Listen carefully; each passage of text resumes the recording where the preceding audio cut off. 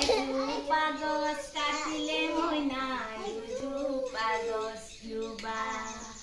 সৰু সুৰা বেমাৰৰ নকৰিবা ভয়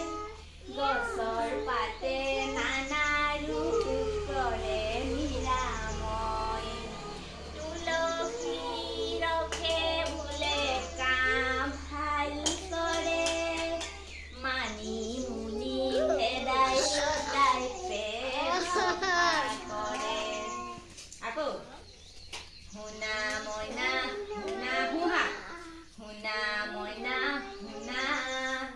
এজোপা গছ কাটিলে মইনা দুজোপা গছ ৰুবা সৰু